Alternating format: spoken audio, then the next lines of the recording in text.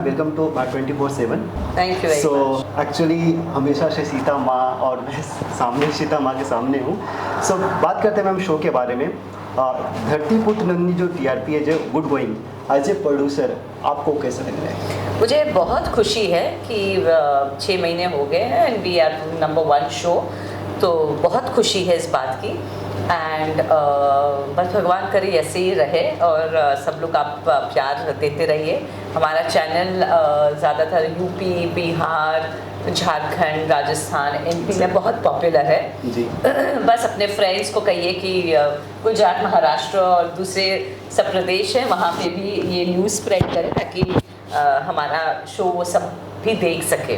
जी ma'am second question है ma'am, show में आपके किरदार के बारे में थोड़ा सा ऑडियंस को बताइए। एक्चुअली तो मैं दादी का रोल प्ले कर रही हूँ, बट ऑब्वियसली टेलीविजन में जो दादी होती है वो दादी की उम्र की नहीं होती। दादियाँ वो सब यंग होती, चाहे वो माँ हो चाहे दादी हो, क्योंकि it's important to look good in television.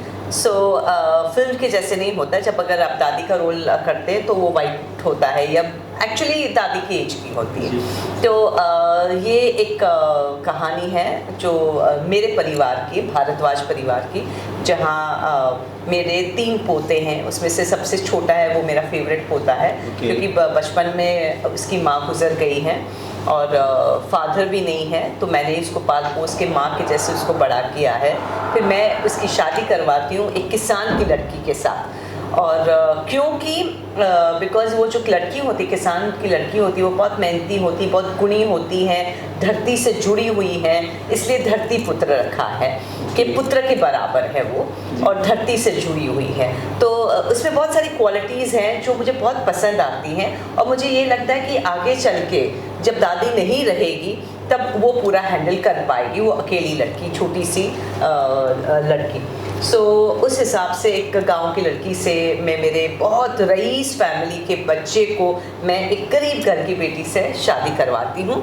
And फिर जब वो घर में आती है तब कैसे क्लेश होता है, क्योंकि वो अच्छी है, समझदार है, गुणी है, दयावान है, सब क्वालिटीज़ है, लेकिन घर के जो दूसरे अन्य सदस्य हैं उनको पसंद नहीं करते क्योंकि वो अच्छी है, बहुत ज़्यादा अच्छी है।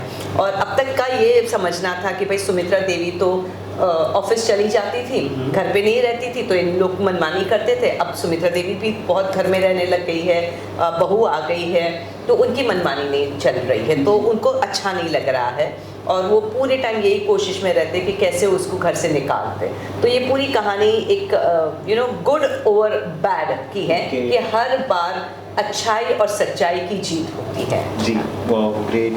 मैम एज ए ऑडियंस मेरा थर्ड क्वेश्चन है, एज ए ऑडियंस आपको हैवी ज्वेलरी में हम सभी लोग ने देखा है।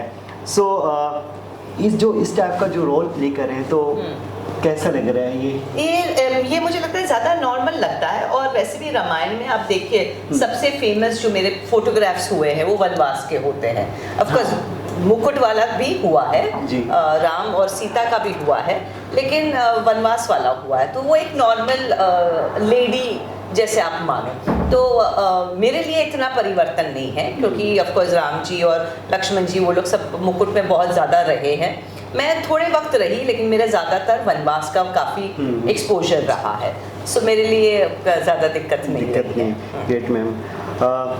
मैम जब आपने करियर स्टार्ट किया था दिन फर्स्ट टाइम अगर जो होर्डिंग और एडवर्टीजमेंट जब लगा था और आप देखे होंगे तो दैट टाइम आपकी एक्साइटमेंट कैसी थी ये दर्शकों को थोड़ा सा? रामायण में तो कोई होर्डिंग नहीं लगा था। जब एक फर्स्ट लेकिन एक्साइटमेंट रामायण की ये हमको बहुत लगी थी कि लोग हमको आकर कहते थे कि भाई शादी यहाँ रुक जाती हैं और भले मुहूर्त हो ना हो, क्योंकि शादी में कोई आता नहीं है जब तक रामायण फिनिश नहीं होता है।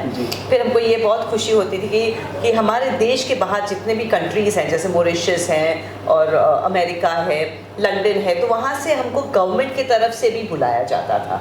तो वो सब हमको बहुत खुशी हुई। बहुत जगह पे लोगों ने डब करके रामायण देखी हैं, तो उसकी एक्साइटमेंट अलग ही किस्म की पॉपुलैरिटी रही है। एक्चुअली अभी अयोध्या में भी मैंने देखा काफ़ी वीडियो वायरल हो रहे थे। वो मोमेंट थोड़ा शेयर करोगे मैम, जो आज भी रामायण को लेके मतलब एक सीता माँ का आज भी ऑडियंस जैसे आप जाते हो तो थोड़ा सा एक्सप्रेस कर पाओगे? ये है कि जब अयोध्या मैं अभी गई थी, रास्ते पे हम लोग चल रहे थे, शूटिंग हम लोग करने के लिए एक्चुअली गए थे, तो बहुत मतलब ऐसे लगता है अयोध्या के लोग जब मुझे देखते हैं और मैं वहाँ पे वॉक करती हूँ तो उनको यही लगता है कि ये आपकी नगरी है, आप यहाँ के हैं। और कहीं ना कहीं मुझे लगता है कि राम जी जो साक्षात राम जी हैं वो यहाँ पे चले होंगे किसी दौर में, और उस दौर के राम जी और सीता जी और लक्ष्मण जी चले थे, दशरथ जी चले थे, और हमें वो लाभ मिल रहा है कि अयोध्या की नगरी में चलने का। तो मतलब बहुत इमोशनल मोमेंट हो जाता है। लास्टली फैंस के लिए क्या कहना चाहिए? बस मैं यही कहूँ कि धरतीपुत्र नंदिनी मेरा फर्स्ट प्रोडक्शन है, प्लीज़ देखिए, प्यार दीजिए और एंड एंजॉय। और कोई भी अगर बात करनी है धरतीपुत्र के बारे में, मेरे इंस्टाग्राम से ज़रूर मुझे कांटेक्ट करिए, मैं हमेशा इंस्टाग्राम पे लोगों को जवाब देती हूँ। Thank you so much. Thank you.